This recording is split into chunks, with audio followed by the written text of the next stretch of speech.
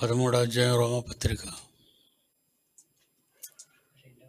2వ వచనం చెప్పేశాను. మొదటి వచనం 2వ వచనం. ప్రతివాడు పై అధికారులకు లోబడి ఉండవలను. చిన్న మనవి, దయచేసి లెగ్గిన్స్ మీ పిల్లలకు కూడా వేయకండి. 12 ఏళ్ళు వచ్చి దాటిన తర్వాత మీ పిల్లలకి లెగ్గిన్స్ వేసి పంపడం కానీ, జుట్టు విరబూసి పంపడం కానీ దయచేసి చేయకూడదు. ఆడవాళ్ళకి మీరు కూడా చాలామంది స్నానాలు చేసి తల విరబూసుకొని వస్తున్నారు చర్చికి, అలాగే బొట్లు పెట్టుకొని వస్తున్నారు. బొట్లు చాలామంది నన్ను ప్రశ్నిస్తున్నారు, మీ సంఘంలో అంతేనా అని. ఏం చెప్పమంటారు? వాళ్ళు బుర్ర తిరుగున్నారు బాబు, వాళ్ళు ఎవరి మాట వినరని చెప్పమంటారా నన్ను? ఇంకోసారి అలా జరగకూడదు. తల విరబోసుకొని చర్చికి రాకండి, గేటు బయటికి పంపేస్తాను. నిర్మోహమాటంగా చెప్తున్నాను. బొట్టులు పెట్టి చర్చ్ మెంబర్స్, అదర్శన మనం అంటాం లేదు, వాళ్ళు వస్తారు పోతారు. మీరు చర్చ్ మెంబర్స్ కనుక తల విరబూసుకొని బొట్లు పెట్టుకొని దయచేసి రాకండి. జట వేసుకోండి, మీ బిడ్డకు కూడా జట వేసి పంపించండి.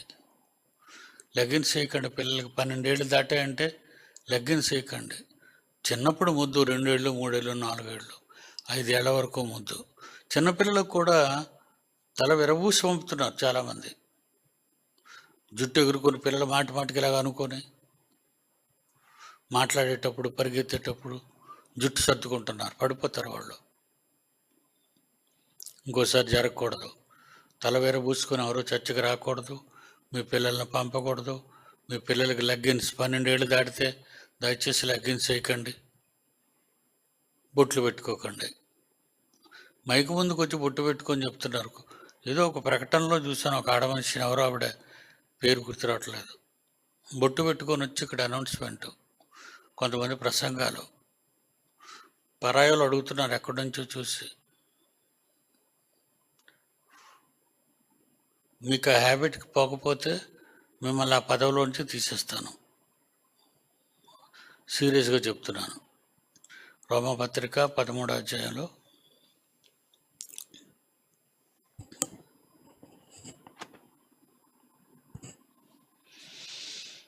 ప్రతివాడు పై అధికారులకు లోబడి ఉండవలను. పై అధికారులు అంటే లోకంలో ఉన్న అధికారులు, అది రెండో విషయం. అది మొదటి విషయం ఏంటంటే సంఘములో ఉన్న అధికారాలు. సంఘములో ఉన్న అధికారాలకి అందరూ లోబడి ఉండాలి, మర్చిపోకండి. ఎలయనగా దేవుని వలన కలిగినది తప్ప మరి ఏ అధికారమునూ లేదు. ఉన్న అధికారములు దేవుని వలననే నియమింపబడి ఉన్నవి, అవి బైబిల్లో మాత్రమే ఉన్నవి. బైబిల్లో ఉండాలి అవి. నువ్వేదో అధికారం బైబిల్లో లేకుండా మనందరం మోకాళ్ళ మీద ఇలా నడిచి రావాలని కానీ, బయట ఉన్నవి మనం చేయమని కాదు, బైబిల్లో ఉండాలి. మీరు ఇలా ఉండాలి అని బైబిల్ మనకు చెప్పాలి, అప్పుడు మనం చేద్దాం. ఇకపోతే లా ఆఫ్ ఎక్స్పీరియన్స్లో చట్టాన్ని ఇంకా మనం లోపలికి వెళితే గౌరవమైనవి, పద్ధతి అయినవి, మంచివి, సాంప్రదాయం కలిగినవి మనం వాడడం వల్ల తప్పులేదు. నీట్గా ఉంటాం, మనం పెద్దరికంగా ఉంటాం. 3వ వచనం చదువుదాం.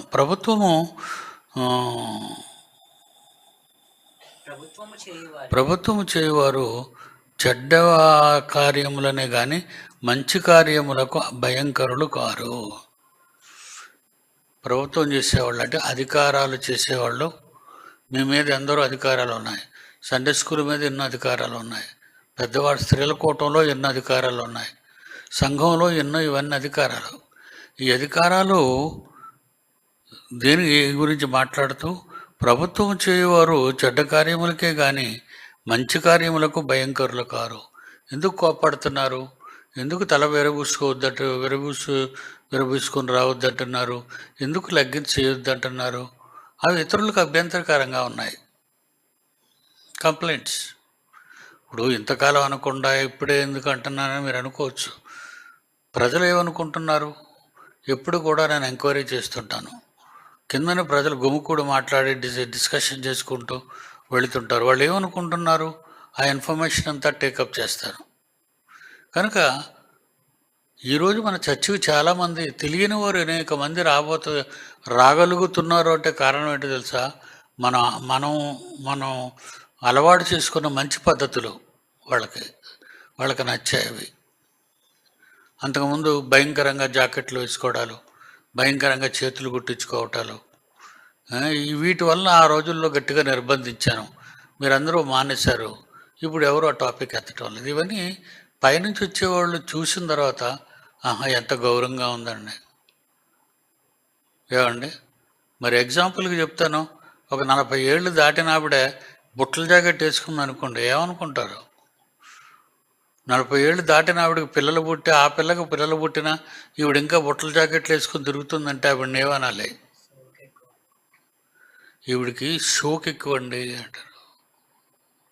ముఖం చూస్తే ముసలి ముఖం, చేతులు చూస్తే బుట్ట చేతులు. అది మంచిది కాదు. అది మీకు మంచిదిగా పద్ధతిగా చిన్నపిల్లకి బుట్టలు, పెద్దోళ్ళు కూడా బుట్టలు వద్దండి. బుట్టలు ఎందుకు మీకు? లేకపోతే అక్కడికి 2 మాంసం ముద్దలు ఎక్కించి కుట్టించుకోండి. జాకెట్ కూడా చక్కగా సీల్డ్గా ఉంటుంది. పెద్దోళ్ళని ఇంగిత జ్ఞానం కూడా మర్చిపోయేలా ప్రవర్తిస్తుంటారు. ఇంగిత జ్ఞానం, పద్ధతి తెలీదు, సంస్కారం తెలీదు. ఏదో రోడ్డు మీద అవారాగా పోయే వాళ్ళకి తయారైపోయి బైబిల్ చేతిలో పట్టుకొని వచ్చేస్తున్నావు అంటే నేను ఏమనుకుంటారు? వీళ్ళు చర్చిలో అందరూ ఇలాగే కలండి ఉంటారని. వీళ్ళు చర్చిలో అందరూ చాలా బాగుంటారు అనుకుని అందరూ వస్తున్నారు. వాళ్ళ ముందు మీరు అసహ్యంగా తయారవ్వకండి. ఈ బుట్టల జాకెట్లు, బొట్లు, తలార పెట్టుకోవడాలు, ఇవన్నీ చాలా అసహ్యమైన పనులు. అవి సంసారపక్షంగా ఉన్న ఏ స్త్రీ కూడా చెయ్యదు. అందుకే నాకున్న అధికారంతో మీ అందరికీ చెప్తున్నాను, దయచేసి మీరు అలా తయారవ్వకండి. మంచి పద్ధతి, సింపుల్గా రండి. చర్చికి కదా వస్తున్నారు, పెళ్ళికి వెళ్ళటం లేదు కదా. మీ నగలను ఇచ్చేయండి, నేను వేసుకొని అక్కడికి వెళ్ళి ఒక సోకు వెలిగేస్తాను అక్కడ. చాలామంది పెళ్ళిళ్ళకి పేరెంటాలకు వెళ్ళేటప్పుడు పక్కింటోళ్ళు, సొంత ఇంటోళ్ళు, చుట్టాలో పట్టాలో నగలు అడుక్కొని వేసేసుకుంటారు. అర్థమైంది? వాళ్ళు ఏమనుకుంటారు? ఏటమ్మా ఇవిడ కనక మహాలక్ష్మిలాగా అది నగలు ధరించింది, విజయవాడ కనకదుర్గమ్మలాగా తలకాయల మెడలో వేసుకున్నట్టు. ఏంటో పద్ధతి ఏంటి మన వాళ్ళకి? పెళ్ళికి వెళ్తే నగలు, పెళ్ళికి వెళ్తే వాళ్ళ బట్టలు వీళ్ళ బట్టలు అడుక్కోవడారు. పిల్లోళ్ళు అడుగుతారా నిన్ను, ఏమ్మా నీకు నగలు లేవా అని? అడగరు. కానీ సోకు, బడాయి, టెంపర్మెంట్ అంటారు దాన్ని. ఎందుకు అలాంటివన్నీ? ఎరువు వేసుకొచ్చారనుకోండి, అది ఎవడో తెంపుకెళ్ళిపోయాడు అనుకో, మరి వీళ్ళకి ఇచ్చుకోవాలా నువ్వు? ఎవరో తెంపుకెళ్ళిపోయారండి, మరి నేనేం చేయలేనంటావా? మెడకు పట్టుకొని గుంజేస్తారు ఇవ్వకపోతే. కనుక ఎందుకు అడగడం, ఎందుకు తగిలించుకోవటం, ఎందుకు పోవడం, ఎందుకు? ఇవన్నీ తలపోటు వ్యవహారాలు. మీకున్న దాంతో సింపుల్గా అందం నువ్వు నగలు పెట్టుకోవటం వల్ల, బొట్లు పెట్టుకోవటం వల్ల, జాకెట్లు వేసుకోవటం వల్ల కాదు, జుట్టు విరబోసుకోవటం వల్ల కాదు. నీ హృదయం పవిత్రంగా ఉంటుందే నీకు అందం.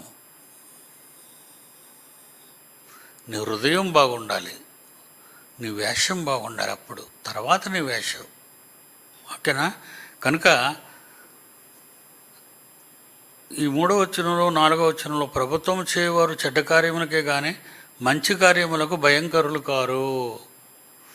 మంచి కార్యాలకు భయంకరులు కారు. మంచి కార్యాలకు ఎందుకు భయంకరులు? నువ్వు చాలామందికి మనం ఇలా బుద్ధి చెప్తున్నాం అనుకో, లోపల కొరలాడేస్తుంటుంది వాళ్ళందరికీ. ఎందుకంటే నేరస్తులు కదా వాళ్ళు నేరస్తులు కనుక మనం ఎలా కనబడతామంటే భయంకరంగా కనబడతాం వాళ్ళకి. ఇగో నన్నేనేస్తున్నారు. నిన్నే కాదు, అలాగే తయారైన వాళ్ళందరి గురించి అన్నవి. అసలు నువ్వు వేసుకున్నావని మాకేం తెలుసు?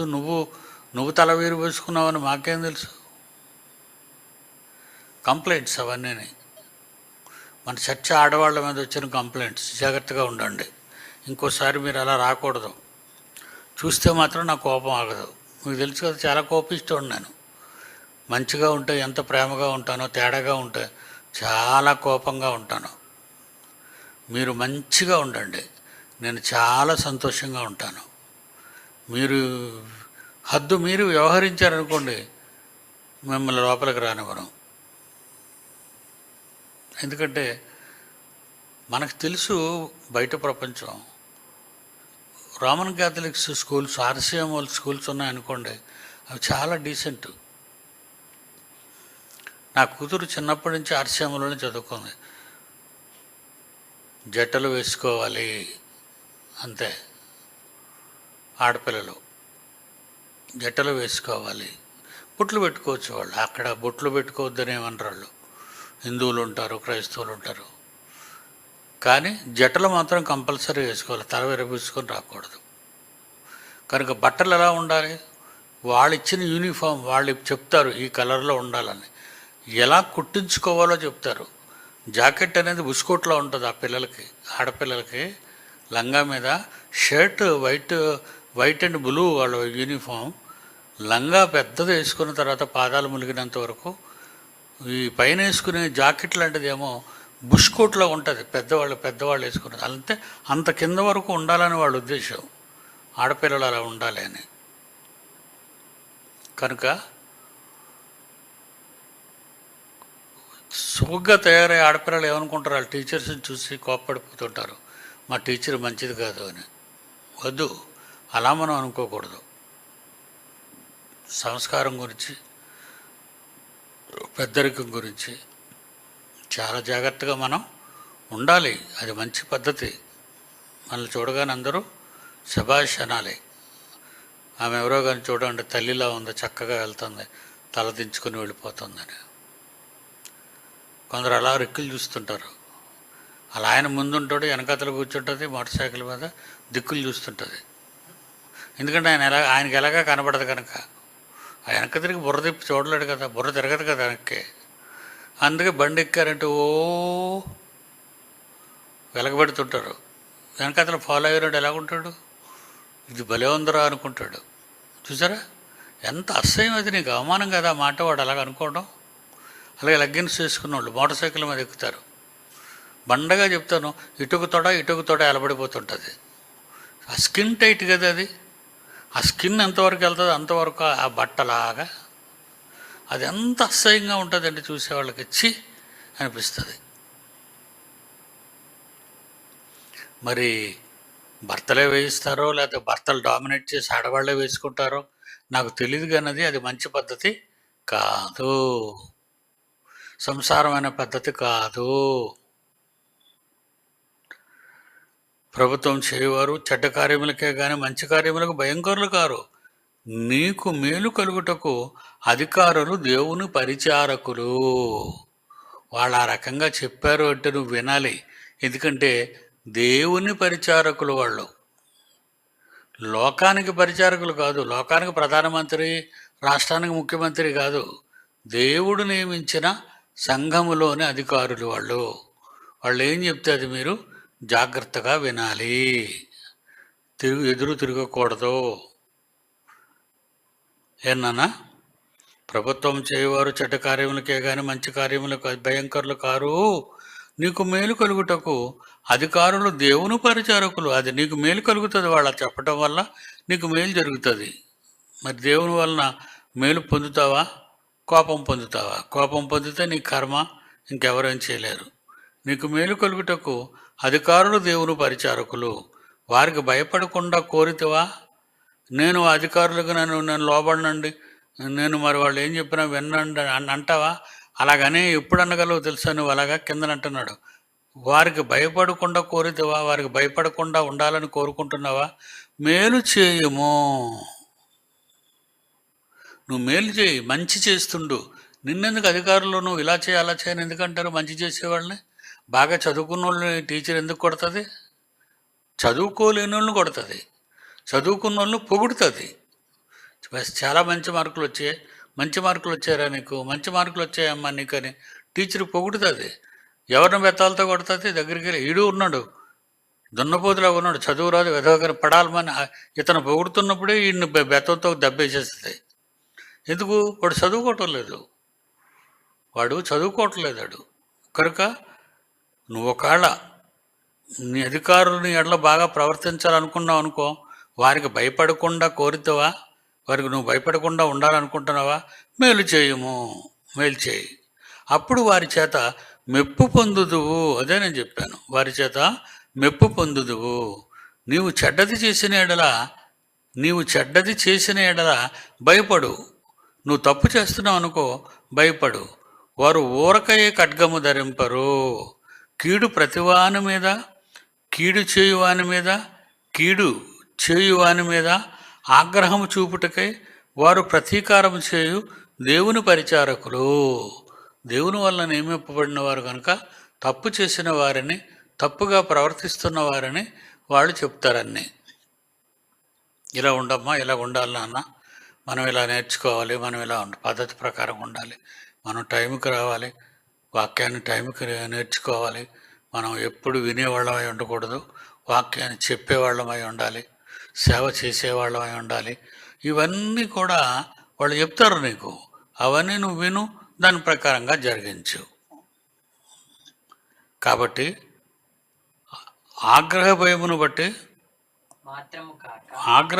బట్టి మాత్రము కాక మనస్సాక్షిని బట్టి లోబడి ఉండుట ఆవశ్యకము. అరే బాబా, అతను కోపం వస్తాడు, జాగ్రత్తగా ఉందామని అతడు ఉన్నంతసేపు నటించుకు. నువ్వు బయట కూడా బాగా ఉండాలి, ఇంటి దగ్గర కూడా బాగుండాలి, బయటికి వెళ్తున్నప్పుడు బాగుండాలి, చర్చికి వచ్చినప్పుడు ఎంత బాగుంటున్నావో బయటికి వెళ్ళినప్పుడు కూడా అంత బాగుండాలి. అదే అంటున్నాడు అదంతా. కీడు చేయు వారి మీద ఆగ్రహం చూపుటకై వారు ప్రతీకారం చేయు దేవుని పరిచారకులు. కాబట్టి ఆగ్రహ భయమును బట్టి మాత్రము కాక మనస్సాక్షిని బట్టి లోబడి ఉండుట ఆవశ్యకము. నీ మనస్సాక్షి కూడా నీకు అదే తెలుసు కదా, అలా ఉండాలనే కదా అనుకుంటున్నావు. ఒక ఆవిడని నేను చూశానండి, ఆవిడ జాకెట్ నిండా చిన్న చిన్న మువ్వలు, కాలికి మువ్వలు ఉంటాయా, కాలికి మువ్వలు, అలాంటి మువ్వలు జాకెట్ అంచులకి, చేతుల అంచులకి మువ్వలు కుట్టించుకొని నడుస్తుంటే ఆవిడ కాళ్ళు పట్టీల నుంచి పై వరకు గల్లు గల్లు గల్లు గల్లు అంటున్నాయి. నీకెందుకు మువ్వలు? అడిదో తెల్లవారులో సంక్రాంతి టైంలో తెల్లవారి ఒక గంట ఎలబెట్టుకొని వచ్చి ఒక గంట వాయిస్తుంటాడు. ఎందుకది నీకు ఈ మువ్వలేంటి? నీకు నువ్వే చిన్నపిల్లకి అది ముద్దుగా నడుస్తూ నడకొచ్చిన తర్వాత అది ముద్దుగా అడుగులేస్తూ ఉంటుంది, అప్పుడు గళ్ళు అంటూ ఉంటాయి.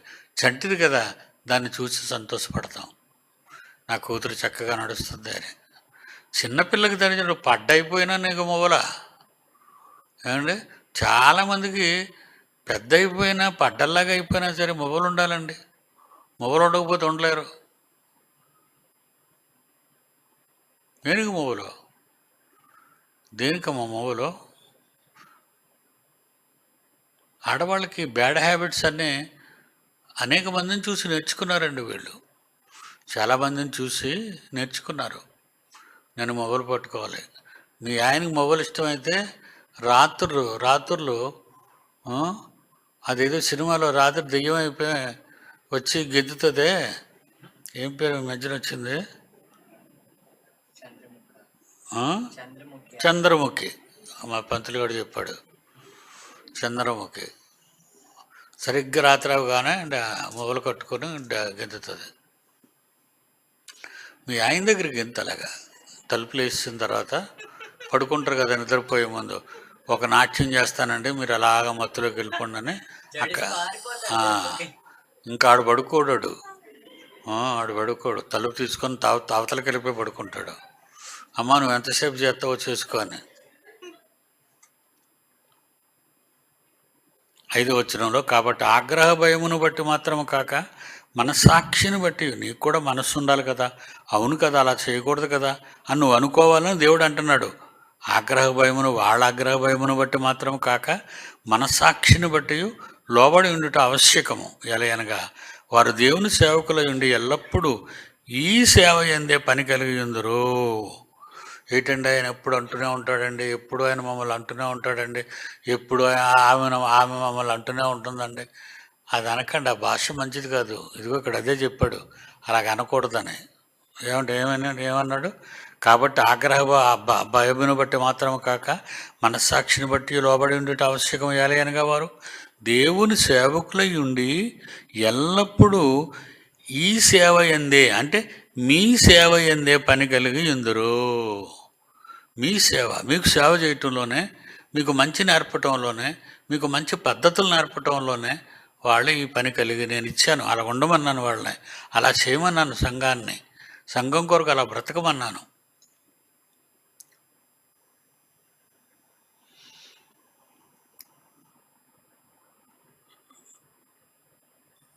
ఆరు, ఎలయనగా వారు దేవుని సేవకులై ఉండి ఎల్లప్పుడూ ఈ సేవ ఎందే పని కలిగి ఉందురు.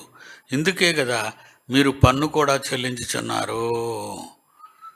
ప్రభుత్వం గురించి ఇప్పుడు ఒకసారి మళ్ళీ ప్రభుత్వంలోకి వెళ్ళాడు.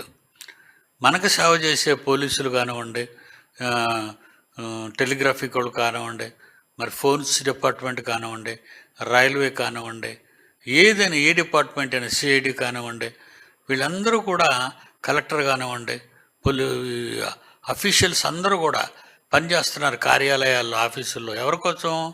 మన కోసమే పనిచేస్తున్నారు వాళ్ళు. ఇక్కడ మన కోసమే పనిచేస్తున్నారు. మన కోసం పనిచేస్తున్నారు కనుక బయట ప్రపంచంలో మన కోసం పనిచేస్తున్న వాళ్ళకి మనం ఏమిస్తున్నాం? పన్ను, ట్యాక్స్ ఇస్తున్నాం.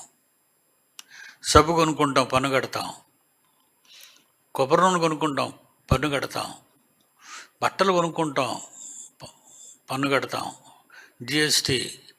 జిఎస్టీ అని రాష్ట్ర జిఎస్టీ ఉంటుంది, నేషనల్ జిఎస్టీ, 2 పన్నులు, రాష్ట్ర పన్ను, కేంద్ర పన్ను.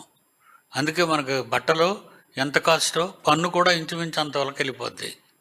కనుక ఇవన్నీ ఎందుకు వాళ్ళు వసూలు చేస్తున్నారు మన దగ్గర నుంచి? పన్ను, మనకి సేవ చేస్తున్నారని. మరి మాకెవరు జీతాలు ఇస్తారు?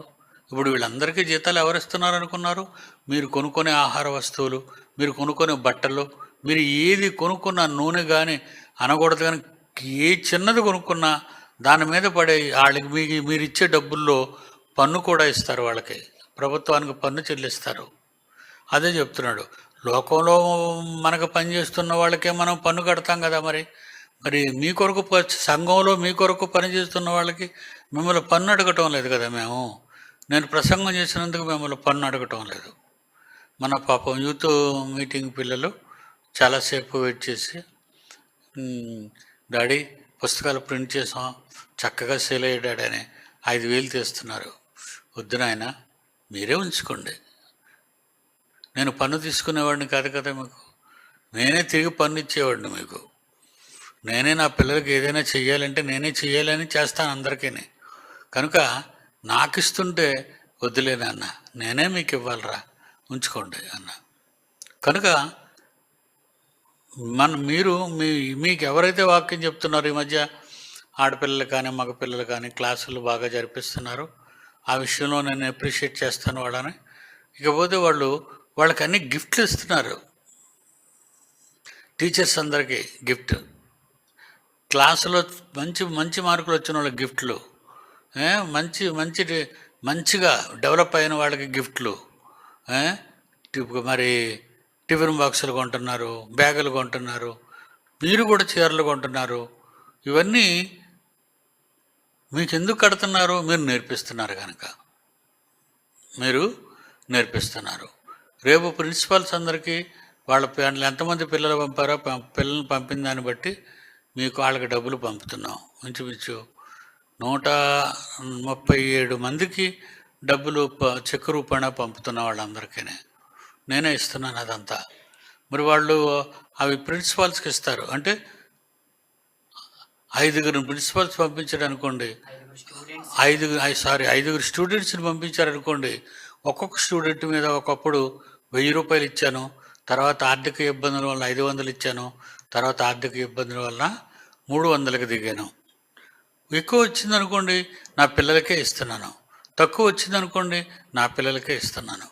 ఎందుకంటే వాళ్ళ పాఠాలు చెప్పి పరీక్షకు పంపారు కనుక వాళ్ళ మీద నేను ఒక సేవకునిగా, ఒక పరిచారకునిగా ఇంత కష్టపడ్డారా, వీళ్ళకి ఇది ఇద్దామని ఇస్తున్నాం, ఇవ్వాలి. కనుక ప్రభుత్వంలో ఉంటూ కూడా మనం ఈరోజు ప్రతి ఆహార వస్తువులు, మనం తినే ఆహార వస్తువులు కానీ, కట్టుకునే బట్టలు కానీ, అనుభవించే ఒక టీవీ కొనుక్కున్నాం అనుకోండి, దాని మీద పన్ను ఉంటుంది. ఒక లైట్ కొనుక్కున్నాం అనుకోండి, దాని మీద పన్ను. పిల్లల్ని మార్కెట్కి పంపించి, ఒరే నాయన ఒక 100 లైట్లు కొనంటారా అంట అనుకో. పిల్లలు అక్కడికి వెళ్ళిన తర్వాత బిల్లు ఇవ్వమంటారా? బిల్లు ఇవ్వడం అంటే పన్ను కట్టాలి. నాయన తీసుకుంటారా, మనం ఇన్కమ్ ట్యాక్స్ వాళ్ళకి సమాధానం చెప్పుకోవాలి కదా, పన్ను కట్టేద్దాం తీసుకోండి అంటారు. కనుక 30,000 లైట్లకి అయింది అనుకోండి, 10,000 పన్ను పడుతుంది. పర్వాలేదులే వద్దులేరా అని అనడానికి నాకు నోరు రాదు. ఎందుకంటే మనం ఇచ్చిన డబ్బుల వల్లే కదా ఈ ప్రభుత్వాలు, ఈ ఆఫీసులు, ఈ కార్యాలయాలు అన్నీ నడుస్తున్నాయి. లేకపోతే వాళ్ళకి డబ్బులు ఎలాగొస్తాయి? ప్రజలే ఇవ్వాలి. కనుక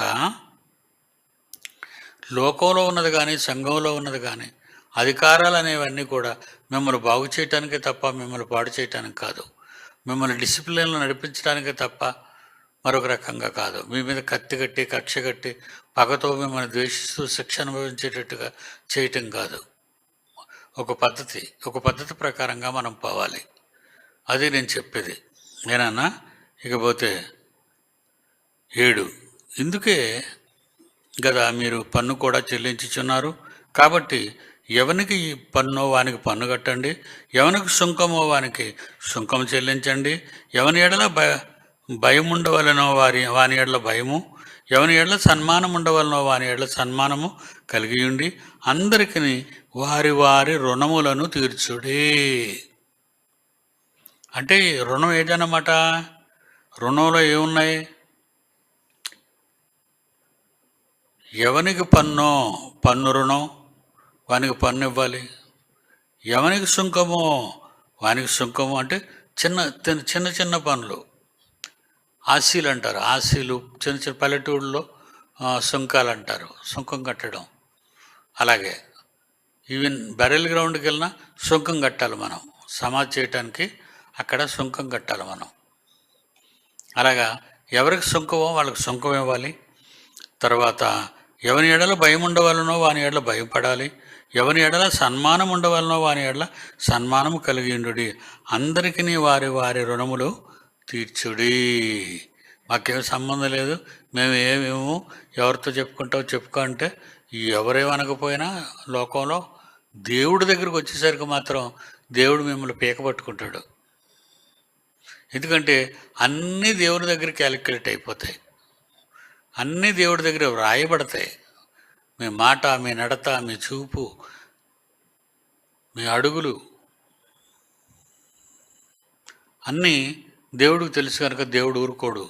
అన్నీ మన తీర్పు దినం, మన సావు దినానికి కన్ఫర్మ్ అయిపోయి వస్తాయి. సపోజ్ రేపు ఎల్లుండో నేను ఒకళ్ళు చనిపోవాలనుకోండి, దేవుడు ఏం చెప్తాడు? పలానా ఆయన చనిపోవాలి, పలానా ఆయన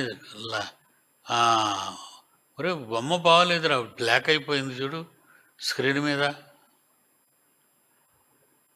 మీద బొమ్మ, కెమెరా దగ్గరికి వచ్చి సెర్చ్ చేయండి. స్క్రీన్ మీద బొమ్మ నలుపు అయిపోయిందిరా.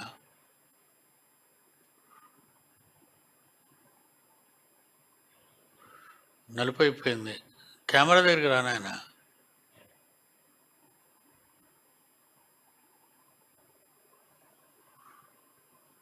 చిన్న లైటింగ్, చిన్నది.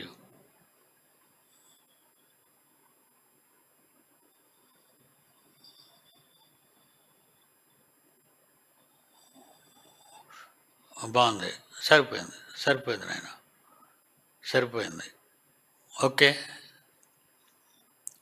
అందరికీ వారి వారి రుణములను తీర్చుడి. ఒకరినొకడు ప్రేమించే విషయంలో తప్ప మరేమీ ఎవరికి అచ్చి ఉండవద్దు. చూసారండి, అచ్చి ఉండవద్దంటే ఒకరినొకడు ప్రేమించే విషయంలో తప్ప మరేమీ ఎవరికి అచ్చి ఉండవద్దు. అంటే సపోజ్ నేను మీకు డబ్బులు ఇచ్చాను అనుకోండి, అలాగే ఎవరైనా అక్క నాకు డబ్బులు లేవు ప్రస్తుతం బస్సుకి డబ్బులు ఇవ్వంటే ఇచ్చిందనుకో, అప్పుడు ఏం చేయాలి? వాడు అడగగానే ఇచ్చేయాలి. వాడు అడిగారు అనుకోండి, ఇచ్చేయండి. మరి అచ్చి ఉండకూడదు, ఎగ్గొట్టే మైండ్ అంటారు. అచ్చి ఉండని వాళ్ళు ఎవరంటే ఎగ్గొట్టే మైండ్. చాలామంది ఈ మధ్య ఫ్రాడ్ పీపుల్ వచ్చి మన దగ్గర డబ్బులు వసూలు చేసి తప్పించుకు తిరుగుతూ ఉంటారు. అలాగా వాళ్ళు ఉసురు పెట్టకూడదు. మీకు అర్థమైందండి? ఎవరికైనా బాకీ అయిపోయారు అనుకోండి, మీరు 10 సార్లు 100 సార్లు అడిగించుకోకూడదు. మీరు తీసుకునేటప్పుడు ఏమంటారు? ఎందుకండి 20 రోజుల్లో ఇచ్చేస్తాం, నెక్స్ట్ వీక్లో ఇచ్చేస్తాం అని 1 year అవుతుంది. నా దగ్గర డబ్బులు తీసుకునే వాళ్ళైతే మరి ఒకరైతే మరి నేను చెప్పకూడదు, ఒకరైతే ఇది 3వ సంవత్సరం నన్ను టైం అడిగింది 3 రోజులు, ఇప్పుడు నాకు టైం అయింది 3 సంవత్సరాలు దాటిపోయాయి. అదనమాట, అచ్చి ఉండకూడదు. అంటే అంత డబ్బు తీసుకున్న తర్వాత ఇవ్వకపోతే మనకు ఎలా ఉంటుంది? నాకు ఎవరు అప్పిస్తారు?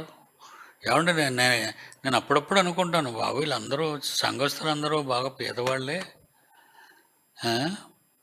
వీళ్ళు ఎలా నాకు అప్పిస్తారు? నాకు ఏదైనా అవసరమైంది అనుకోండి, ఆసుపత్రి పాలు అయిపోయాను అనుకోండి, నాకు ఎవరైనా ఇవ్వగలరా? ఎవరు ఇవ్వలేరు. అందుకే మీ మీద ఉన్న గొప్ప అపనమ్మకంతో, నమ్మకం కాదు, మీ మీద ఉన్న గొప్ప అపనమ్మకంతో నేను ఎప్పుడూ కూడా డబ్బులు భద్రపరుచుకుంటూనే ఉంటాను, నా కోసం, నా కుటుంబం కోసం. అంతేగాని వస్తువులు కొనడం కోసం కాదు, వస్తువులు కొనుక్కోవటం గురించి కాదు, బట్టలు కొనుక్కోవటం గురించి కాదు. ఇప్పుడు నేను వేసుకున్న బట్టలన్నీ కూడా ఇంచుమించు 3 ఏళ్ల క్రిందటి నాటివే. అన్నీ 3 ఏళ్ల క్రిందటి నాటివే. ఇక బూట్లు అంటారా, పిల్లలే కొనేస్తున్నారు. షూట్లు అంటారా, పిల్లలు కొంటున్నారు. నాకు నేనుగా ఏది కొనుక్కోవటం లేదు, కొనుక్కోను. ఎందుకంటే ఉన్నాయి కదా, నాకున్నాయి, నా దగ్గర ఉన్నాయి. ఎందుకు కొనుక్కోవాలి? ఉన్నది ఎందుకు కొనుక్కోవాలి? నేను పెట్టుకున్న వాచీలన్నీ పిల్లలు కొన్నవే, నేను వేసుకున్న బూట్లన్నీ పిల్లలు కొన్నవే, నేను వేసుకున్న హాఫ్ కోట్లు కానీ ఫుల్ కోట్లు కానీ అన్నీ పిల్లలు కొన్నవే. అందులో నా కొడుకు ఉండొచ్చు, నా అల్లుడు ఉండొచ్చు, నా పిల్లలు ఇచ్చినవే. వాళ్ళు నిజంగా వాళ్ళ ప్రేమతో వాళ్ళు ఇచ్చినవి చాలాసార్లు వద్దంటాను, కానీ వాళ్ళు వినరు, చాలా ప్రయాసపడతారు. అప్పుడు చాలా ప్రేమతో తీసుకుంటాను అది. కనుక నేను ఎప్పుడు కూడా డబ్బులు జాగ్రత్త పెట్టుకుంటాను. ఎప్పుడైనా నాకు అవసరం వచ్చిందనుకో, ఎవరిని అడిగితే ఎలాగేస్తారు, వాళ్ళకేమొస్తుంది నాకు తెలుసు కదా. వాళ్ళ దగ్గర మీ దగ్గర డబ్బులు ఉండవని నాకు తెలుసు. మిమ్మల్ని ఎందుకు అడగనంటే మీ దగ్గర డబ్బులు ఉండవు కనుక మిమ్మల్ని అడగను. మరి నేను ఎవరిని అడుగుతాను? నాకు బయట స్నేహాలు ఏమి లేవు కదా. అది అంకుల్ని పలానా దగ్గర చూసామండి, పలానా ఎవరో ఆయనతో 2 ముగ్గురితో కలిసి వెళ్తున్నారు ఫ్రెండ్స్తోనే అని ఎవరైనా నా గురించి మీకు చెప్పారా? అంకుల్ని పలానా దగ్గర చూసాం, లేకపోతే పలానా సినిమా థియేటర్ దగ్గర సినిమా హాల్ దగ్గర కనిపించారు, థియేటర్ దగ్గర అని ఎవరైనా చెప్పారా మీకు? అదిగో సర్కస్ అవుతుంది కదా, అంకుల్ సర్కస్కి వెళ్ళారు చూసాం అని ఎవరైనా చెప్పారా? అసలు ఎక్కడికి వెళ్ళండి, ఎక్కడికి వెళ్ళడం. అది మంచి అయినా వెళ్ళడం, చెడ్డ అయినా వెళ్ళడం, దేవుడు తప్ప, దేవుని పని తప్ప. కనుక దేవుని పిల్లలారా, మీరు ఎప్పుడు జాగ్రత్తగా ఉండండి. ఎందుకంటే ఇక్కడ ఉన్న మాట, ఒకరినొకడు ప్రేమించిన విషయంలో తప్ప మరి ఏ విషయం మరి ఏమీ ఎవరికని అచ్చి ఉండవద్దు. మరి నా దగ్గర లేకపోతే నేను ఇవ్వకపోతే రేపు అంటాను, ఎల్లుండి అంటాను, వచ్చే నెల అంటాను, వచ్చే సంవత్సరం అంటాను, ఇలాగ తిప్పలు పెడుతుంటాను మిమ్మల్ని. అప్పుడు వాళ్ళు ఏమనుకో, పర్వాలేదు నువ్వు చెప్పిస్తే వాళ్ళు వినేశారని నువ్వు అనుకుంటున్నావేమో. బాధపడతారు వాళ్ళు, చూసావా ఎంత పని చేశారో అని ఆ ఫీలింగ్ రానివ్వకండి ఎవరికి. అర్థమైందా? వాళ్ళు అలా బాధపడకూడదు, మన గురించి వాళ్ళు బాధపడకూడదు. మనం అన్నమాట ప్రకారంగా నెరవేర్చాలి, మనం తిప్పిచ్చేయాలి, అది పద్ధతి. నేనన్నా అలాగే అన్ని విషయాల్లో. మరి ఈవేళ ఒక అమ్మాయి వచ్చి మరి వాడు అక్కని, అక్క నాకు ఆకలేస్తుంది అన్నం పెట్టవా? 5 గంటలకు 6 గంటలకు ఆకలేస్తుంది ఆ పాపం, మధ్యాహ్నం అన్నం తినలేదేమో. అంటే చాలామంది కష్టాల్లో ఉంటారు, అడగరు వాళ్ళు. అడగండి అమ్మా, ఆకలితో ఉండకండి ఎవరు, అబ్బాయిలు కానీ అమ్మాయిలు కానీ ఆడవాళ్ళు కానీ మగవాళ్ళు కానీ పిల్లలకి మీ అందరికీ చెప్తున్నాను, మీరు ఎవరైనా ఆకలితో ఉంటే మీ డాడీని అడగండి, తప్పనిసరిగా అన్నం రప్పించి మీకు పెడతాడు. అక్క దగ్గర లేకపోతే ఇంకా ఎవరిని అడగలేక, మళ్ళీ రెండో వాళ్ళని అడగలేక ఆకలితోనే అలాగా క్లాసులో కూర్చుండిపోతావా? వద్దురా, నీకు ఆకలి వేసినప్పుడు ధైర్యంగా మీ డాడీ అని పిలుస్తావు కదా, డాడీ దగ్గరికి రా. మా నాన్న ఉన్నాడు అను, మీ నాన్న ఉన్నాడు. మా అజిత్ చెప్పాను, ఒరే నీకు నేమేమి డబ్బులు కావాల్సి నన్ను అడగరా, నేను మీ డాడీని కదరా అన్నాను. వాడు పొంగిపోతున్నాడు.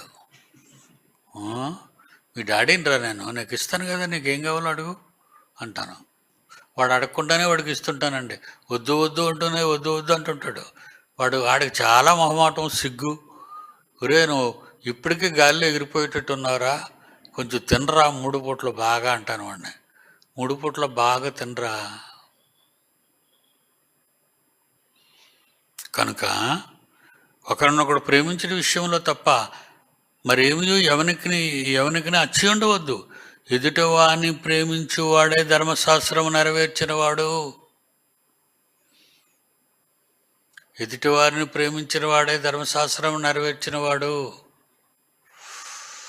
మా రాంబాబు, వంట రాంబాబు అని జీవన్ చదువుతుంటాడు. ప్రతి వారం వంట రాంబాబు గివింగ్ ఉంటుంది. పలానాళ్ళకి 500, పలానాళ్ళకి 500 అంటాడు.